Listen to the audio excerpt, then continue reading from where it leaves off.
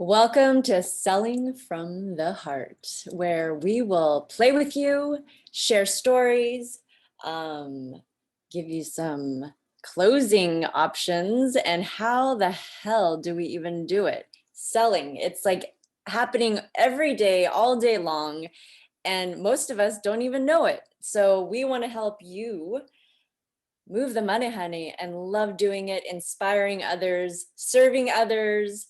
And yeah, so let's just jump right in. Selling, the funny word that turns people off, turns people on, but we here love to turn people on by selling. Oh yeah. So this is going to be a provocative show. It's going to be fun, wild, but most importantly, we want to share and show how how Oh, and perhaps we'll share stories of what not to do, what works. So we here, this team is an incredible team at Sage University. We are trained in how to sell from the heart. It feels good to sell. It feels good to buy. It feels good to share. Um, yes. So we have Matt here. Oh yeah. Natural entertainer and seller. Uh, Matt, what is going on with your career in selling? I mean, you went from Cutco, right? Selling fun knives. Can you believe it? Fun and knives. It went together. How the heck did you do that? Yeah, I mean, it could have been anything. It really was not about the product. There's tons of great products that, you know, change lives and, benefit people, but nobody really ever cares about the product that much. There's other knives that are just as good. Who cares? But it was about the fun that the company brought into the process. Mm. That attracted the young, inexperienced salespeople like myself. It was the second job I ever had. I went from lifeguarding to selling knives. Not the Nice most leap. sexy transition, but it was just so fun. It was so fun. The atmosphere that they built around it. Mm. So fun. How to sell with fun. And what you mentioned, a strange attractor, right? Which was you built your magnetism. It didn't matter the product, but you built your magnetism purely because you were having fun with your teammates. And that's what we do here at Sage too. We build up the team spirit. We find how to tickle each other and light each other up. Then, like what Matt said, it actually doesn't really matter what you sell because you're ultimately selling fun, you're selling love, you're selling experiences, you're maybe selling I don't know, chime in if you adventures or adventure. Yes. gosh, yes. When I bought my Xterra, oh, I felt sexier. I jumped from a little Honda Civic hatchback to a super cool, sporty black Xterra, and Ooh. even the motor I could hear like, like it was such a great difference. I loved my Xterra. How did they sell that Xterra to you?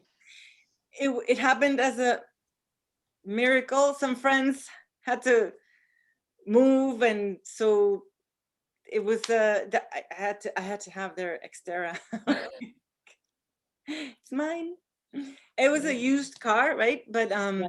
hey, I mean, I liked it. I liked What a great win-win. yeah. Mm-hmm. You wanted an adventurous car, sexy, fun car, and they needed to get rid of it because of moving. So that worked. That deal worked. Really worked. Yeah. Yeah. Cool.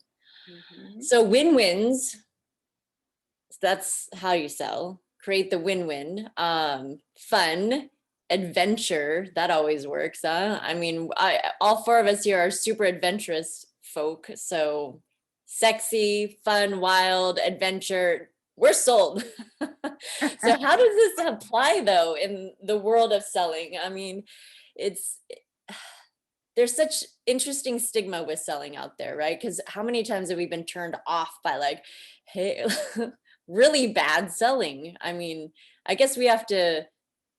Well, do you have any funny bad selling stories? Let's share some bad no-nos, and then we'll get into the good stuff later on. Let's see.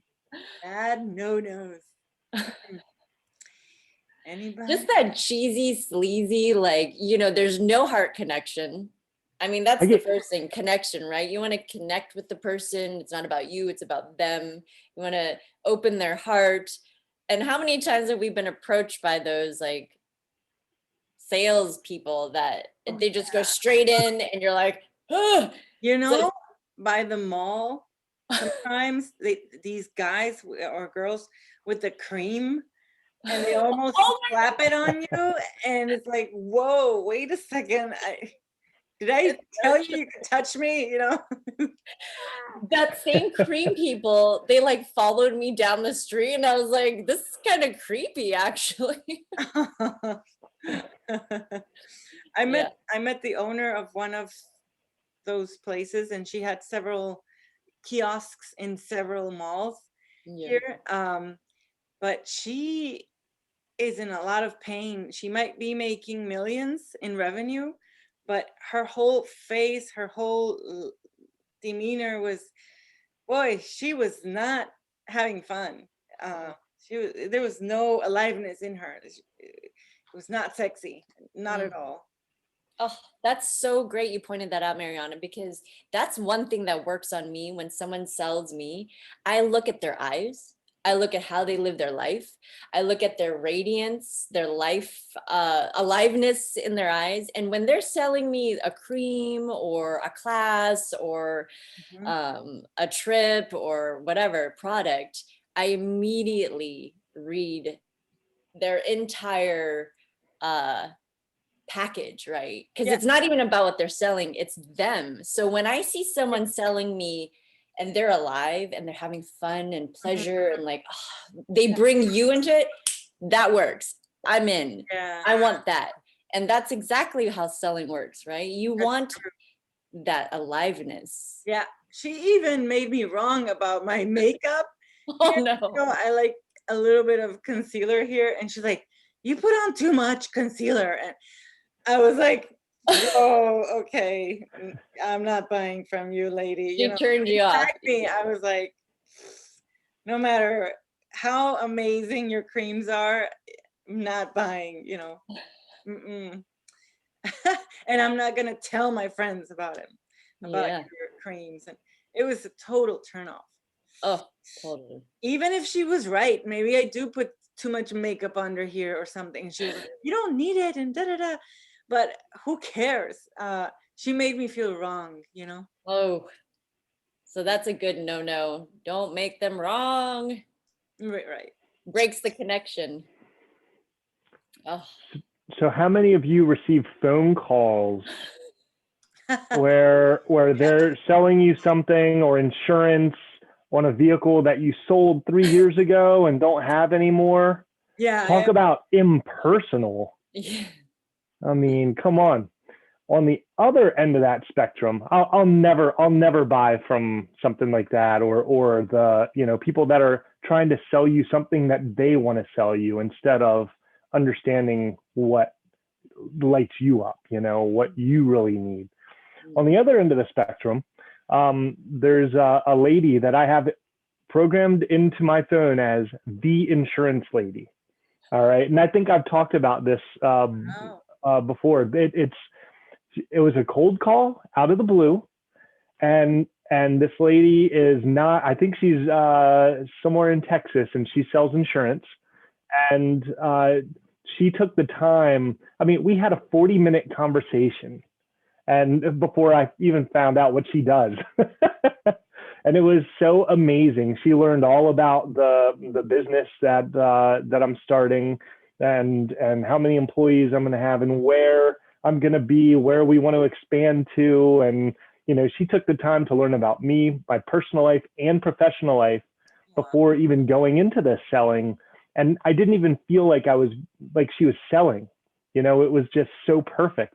So I kept her number and I've got her in my phone, and, you know, when I'm ready for it, she's who I'm going to call.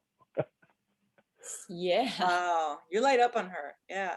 Yeah. She is a fabulous saleswoman. I Yeah, mean, that you absolutely. kept her phone number in your phone.